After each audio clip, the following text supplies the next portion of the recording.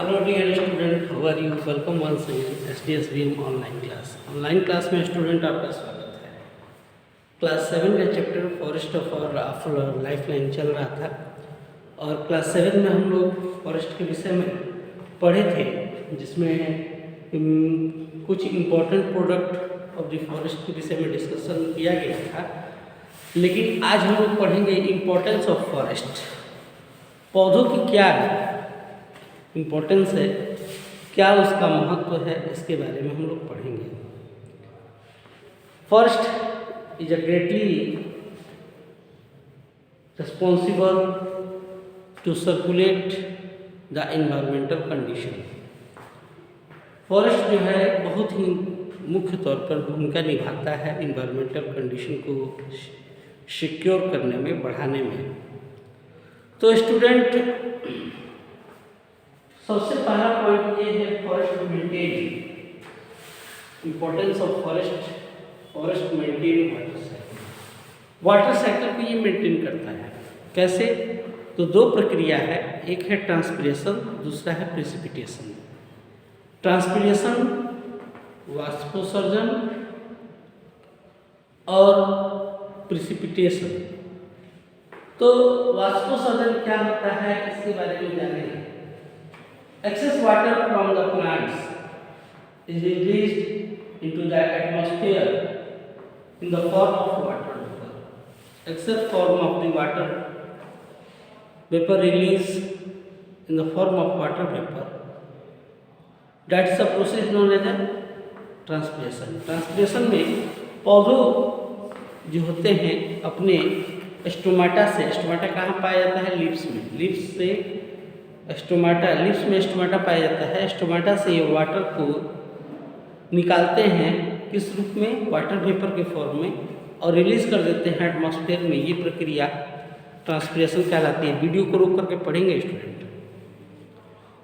उसके बाद है प्रेसिपिटेशन। प्रेसिपिटेशन क्या है? तो प्रेसिपिटेशन ऐसी प्रक्रिया है जिसके तहत the formation of the clouds into the sea breeze.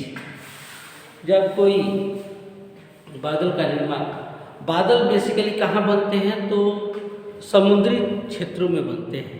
समुद्र में वाष्पोत्सर्जन की प्रक्रिया तेज होती है और वहीं पर बादल का निर्माण होता है। तो बादल जब वहाँ पर बनते हैं स्टूडेंट, तो बादल बन करके क्लाउड का रूप लेते हैं, और वो जब क्लाउड जब ठंडे हो जाते हैं, जब ठंडी हवा के संपर्क में आते हैं, तो जब उधर से सी ब्रिज की तरफ से हवा जो चलती है, तो वो बादल आ जाते हैं किधर? लैंड एरिया में। और लैंड एरिया में जैसे ही बादल आते हैं, तो ठंडी हवाओं के संपर्क में आने से बादल क्या होते हैं? फिर बरसने लगते हैं। तो ये प्रक्रिया चलती ही रहती है। ठीक है, आगे बढ़ते हैं। तो इस पर हम लोगों ने देखा water forest maintain water cycle. पौधे जो है वाटर साइकिल को मेंटेन करते हैं, और वाटर साइकिल मेंटेन करने के बाद से यह पूरी प्रक्रिया हमेशा चलती ही रहती है। अब हम बात बताएं कि जितने वन होंगे, जितने ही जंगल होंगे, उतनी ही ज़्यादा बारिश होगी। और जब वन कम हो जाएंगे, वनों की संख्या कम होने लगेगी, तो जाहिर सी बात है कि बारिश भी कम होने लगेगी। ये प्रक्रिया हमेशा इसी हिसाब से होती ही रहती है। आगे सेकेंड पॉइंट है फॉरेस्ट रिचार्ज ग्राउंड वाटर। पेड़ों की जड़ें जो होती हैं, चूँकि जंगलों में बारिश ज़्यादा होती है और घने होने के चलते सन की जो रे होती है वो सीधे धरती तक नहीं पहुंचती है। तो जो पानी लगता है जड़ों में, वो पानी जड़ों के माध्यम से होते हुए, सीप होते हुए कहाँ जाता है? अंदर में जब जाता है तो धीमे धीमे सूखने लगता है, और इस तरह से क्या होता है कि जो वाटर लेवल होता है नीचे का, वो रिचार्ज हो जाता है। तो forest recharge ground water, as you know how the roots of the trees make the soil porous, rain water seeps through these pores and recharge the ground water. Forest prevent wastage of rain water in the form of runoff and mountain and water table. एक ये बात बहुत बड़ी बात है कि water table maintain करता है और साथ में जो वेस्टेज ऑफ वाटर को भी प्रिवेंट करता है। क्यों? क्योंकि जो जड़ें होती हैं वो कहीं ना कहीं से घने होने के चलते जड़ें जो होती हैं पानी को बांध लेती हैं और उसको अंदर की तरफ सीप्स कर देती हैं, जिससे रिचार्ज होता है। तीसरा student, forest preserve the environment. How preserve the environment? Because the forest is the natural habitats of the living beings, so it have to provide a shelter and habitat to living organism, so it have to preserve that environment. बहुत से जीव जंतु को रखने के लिए, चाहे हम लोगों को प्रिजर्व करने के लिए इसकी आवश्यकता होती है।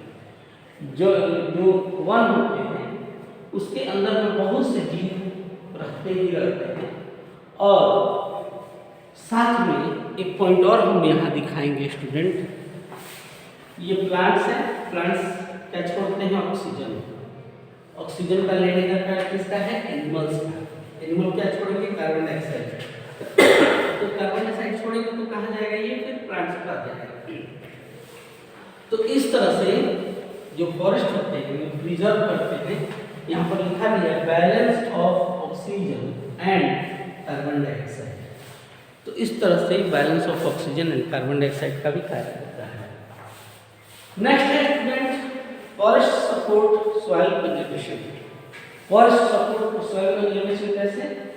तो the roots of the trees hold the top soil. जो जड़ें होती हैं वो मिट्टी की ऊपरी परत को क्या करके रखती हैं? होल्ड करके रखती हैं और उन्हें सॉइल इरोजन होने से बचाती हैं। This prevent soil erosion by wind और रनिंग वाटर। सॉइल इरोजन कैसे होगा?